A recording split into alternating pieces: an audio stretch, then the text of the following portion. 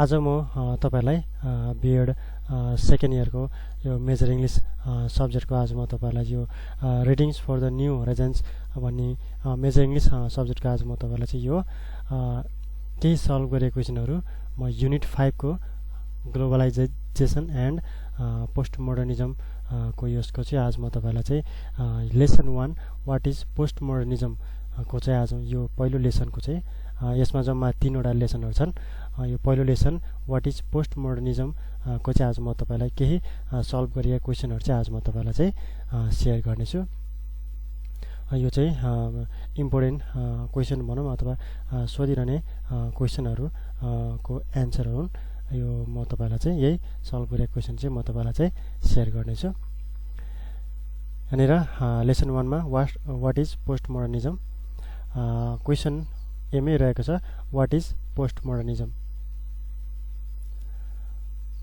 Modernity was dominant before the Second World War.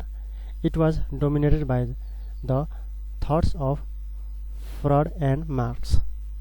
It emphasizes on ideals of rationality, artistic genius, individualism, alienation, universal truth, and fixed meaning. In contrast, postmodernism has become dominant from 1980s to the present.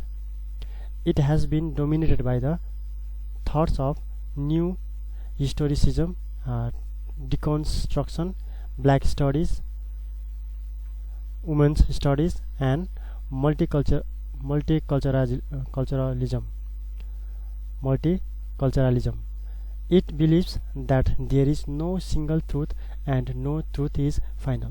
The postmodernists claim that anything perceived to be fact is delusion. Similarly, there is no fixed meaning, rather meanings are plural. Postmodernism is anti-capitalist and radical egalitarianism, democratic, anti-elitist, and subversive.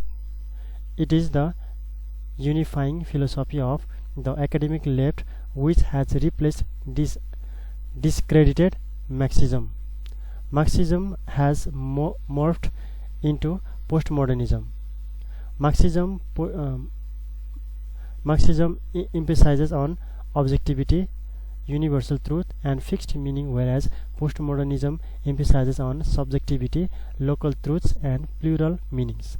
Thus, postmodernism is a break from Marxism.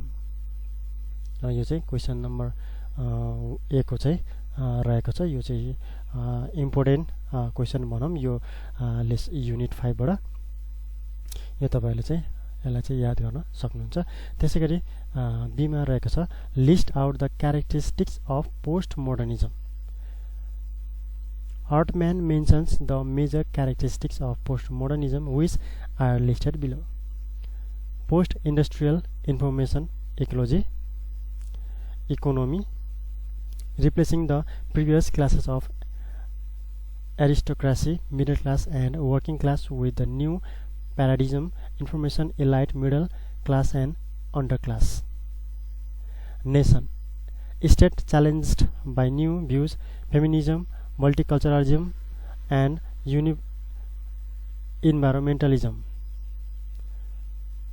Questions and old scientific certainties, replacement of mechanical metaphor with cybernetic ones, rejection of modernist ideals of rationality, artistic genius, and individualism is in favor of being anti-capitalist and radical egalitarianism.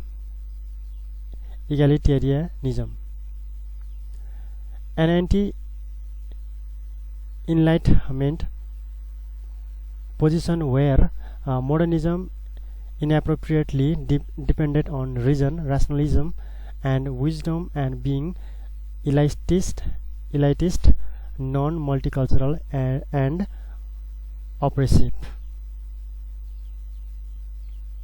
यो चाहिँ characteristics of postmodernism रहेको छ। यहाँनिर केही पोइन्टहरू रहेको छ। यो पोइन्टहरूलाई चाहिँ तपाईँले चाहिँ याद गर्नुपर्ने हुन्छ। त्यसै गरी अर्को क्वेसन नम्बर सीमा यहाँनिर रहेको छ, write an essay on post modernism.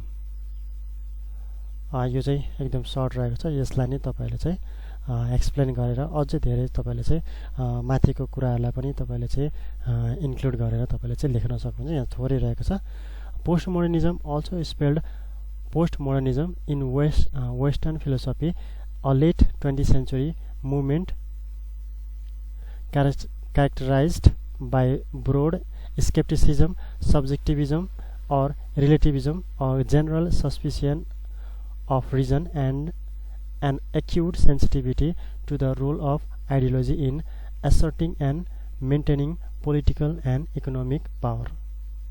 यो चाहिँ मैले भने नि त्यो चाहिँ यो थोरै रहेको छ। कति यो लेभलसम्म आएर एउटा एसे कति हुनुपर्छ भन्ने कुराहरू यहाँनिर यो चाहिँ थोरै रहेको छ। यो चाहिँ पुग्दैन, तपाईँले यसलाई अझ धेरै पनि लेख्न सक्नुहुन्छ। त्यसै गरी डीमा यहाँनिर रहेको छ, according to Hartman there is no single truth rather there are multiple truths explain this statement with examples.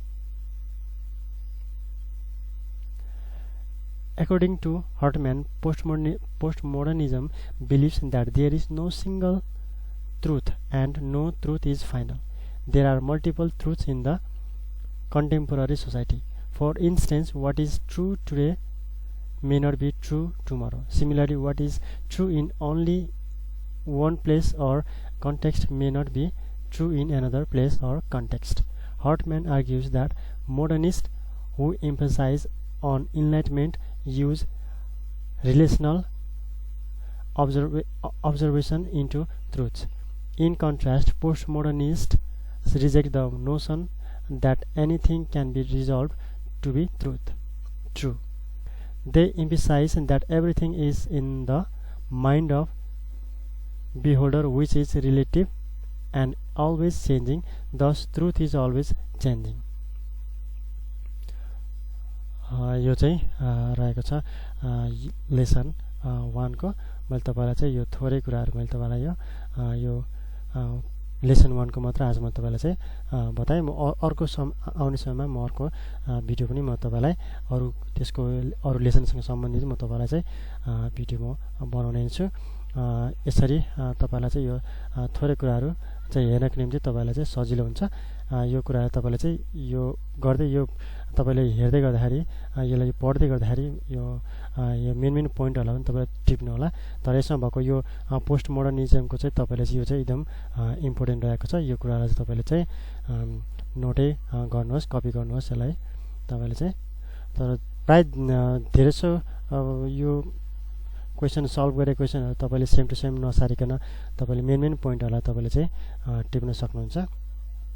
Important कतिपय क्वेसनहरू इम्पोर्टेन्ट हुन्छ, त्यो क्वेसनहरूलाई चाहिँ तपाईँले चाहिँ नोटै गरेर राख्नुहोस्। कतिपय चाहिँ तपाईँले चाहिँ सर र एकचोटि पढ्दाखेरि नै त्यो बुझ्ने खाले हुन्छ, त्यसलाई चाहिँ कपी गर्नु पर्दैन तपाईँले।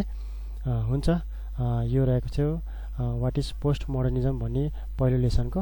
आउने समयमा म अर्को लेसनहरूको पनि म तपाईँलाई यसरी नै यो भिडियो म तपाईँलाई बनाउने नै छु। तबसम्म मेरो भिडियोलाई तपाईँले लाइक गरिदिनु होला अनि मेरो भिडियोलाई तपाईँले सेयर गरिदिनु होला। र अहिलेसम्म पनि मेरो च्यानललाई सब्सक्राइब गर्नुभएको छैन भने मेरो च्यानललाई तपाईँले सब्सक्राइब पनि गरिदिनु होला।